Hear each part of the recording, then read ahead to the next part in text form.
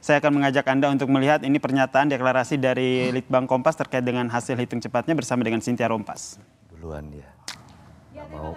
Sudah bersama saya Mas Suta Dharma Sarputra, pemimpin redaksi Harian Kompas yang akan memberikan deklarasinya dan juga pernyataan terkait hasil hitung cepat Litbang Kompas. Silakan Mas Suta. Ya, baik, kepada pemirsa Kompas TV, berdasarkan hitung cepat yang dilakukan Harian Kompas, dalam hal ini Litbang Kompas, yang dilakukan di 2000 TPS, sampel memprediksi bahwa hingga saat ini data yang masuk sudah 55,6% dan data tersebut sudah menunjukkan kestabilan. Oleh karena itu kami menyimpulkan, memprediksi bahwa pemilu presiden 2024 akan berlangsung satu putaran.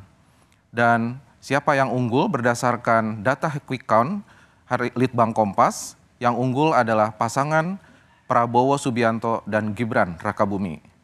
Demikian pernyataan dari atau kesimpulan dari hasil quick count atau hitung cepat pemilu presiden 2024. Baik. Oke, Mas Suta, kalau dilihat tadi data yang masuk 55% dan ini akan masih terus naik ya. Betul. Apakah ini bisa dikatakan bahwa dari data yang masuk 55% ini sudah bisa dikatakan stabil? Ya, kalau dilihat dari datanya memang sejak jam 2 tadi sudah menunjukkan kestabilan. Kemudian memang data pasti akan terus bergerak ya, sampai nanti kita lihat tentunya bisa sampai 100% atau mendekati 100%, tetapi sudah menunjukkan kestabilan. Dan terlihat perbedaannya cukup jauh dan angka yang didapat oleh pasangan Prabowo, Subianto, dan Gibran cukup jauh. Dan kita bisa menyimpulkan oleh karena itu diprediksi berdasarkan perolehan suara yang didapatkan pasangan Prabowo Gibran di TPS sampel hitung cepat ini, pemilu dipastikan Prabowo Gibran mendapatkan suara lebih dari 50%. Dan karena simpangannya sedemikian besar, kita juga meyakini berdasarkan data ini diprediksi pemilu berlangsung satu putaran. Pemilu berlangsung satu putaran, tapi ada sejumlah syarat untuk menjadikan pemilu satu putaran. 20 provinsi minimal dengan masing-masing provinsi 20%. Ya. Bagaimana ini menghitungnya? Apakah emang sudah dipastikan akan mendapatkan 20% dari 20 provinsi tersebut? Karena perolehan suaranya sangat besar ya, 59 saat ini 59,58% dan perolehan suaranya proporsional dan tidak Prabowo Gibran mendapatkan banyak suara di banyak provinsi. Meskipun datanya tidak bisa kami sampaikan karena hasil hitung cepat ini tidak bisa memprediksi sampai detail setiap provinsi. Tetapi dengan angka yang sedemikian besar, kemungkinan itu masih sangat mungkin terjadi. Artinya pasangan Prabowo Gibran bisa mendapatkan setidaknya 20% suara di 20 provinsi. Oke. Saat ini kalau dari hasil hitung cepat Litbang Kompas, kantong-kantong suaranya seperti apa nih Mas Suta? Ya, kalau dilihat dari berdasarkan data kami memang hanya bisa membagi dalam 12 gugus ya. 12 gugus, setiap gugus itu gabungan dari sejumlah provinsi. Memang pasangan Prabowo Gibran hampir menguasai di banyak provinsi ya. Basis-basis Prabowo Gibran bisa menjangkau banyak provinsi dan unggul di banyak provinsi. Oleh karena itu ini menjadi pertanda yang sangat kuat bahwa sangat mungkin bahwa pasangan Prabowo Gibran ini bisa mendapatkan perolehan suara merata di banyak provinsi begitu. Jadi dan persyaratan setidaknya mendapatkan 20% suara di 20 provinsi itu bisa tercapai.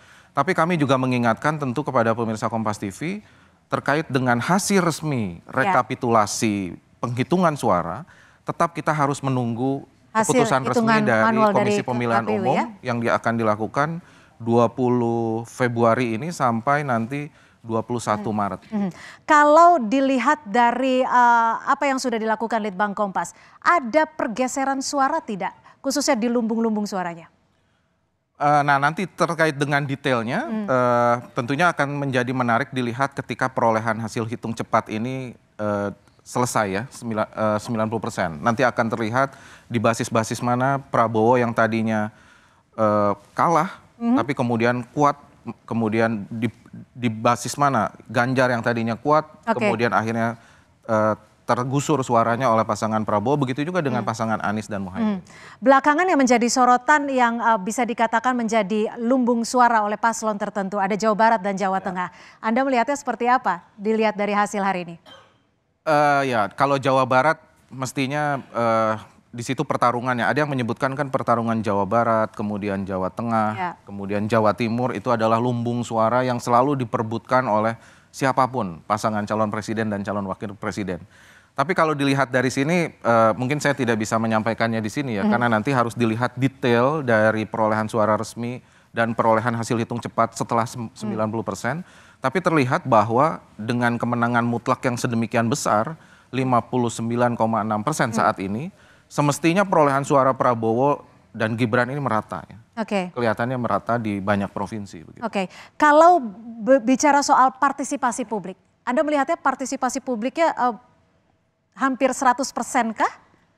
Karena kita tahu bahwa ada daerah bencana juga, ada banjir di Demak. Dan pagi tadi banjirnya juga cukup ada di sejumlah titik di Jakarta ya. Tapi sejauh ini memang partisipasi pemilih kita belum bisa sampaikan ya. Tetapi dari monitoring yang kita dapatkan dari 2.000 surveyor yang sekarang ini masih berada di lapangan, semua rata-rata menyampaikan pemilu berjalan dengan baik dan partisipasi pemilih itu juga sangat tinggi ya. Semua orang mencoba memberikan hak untuk memilihnya di pesta demokrasi di pemilu presiden kali ini. Baik, sekali lagi kita masih menantikan hasil resmi dari penghitungan Komisi Pemilihan Umum. Dan selanjutnya kita akan kembali ke Yasir Neneama, silakan.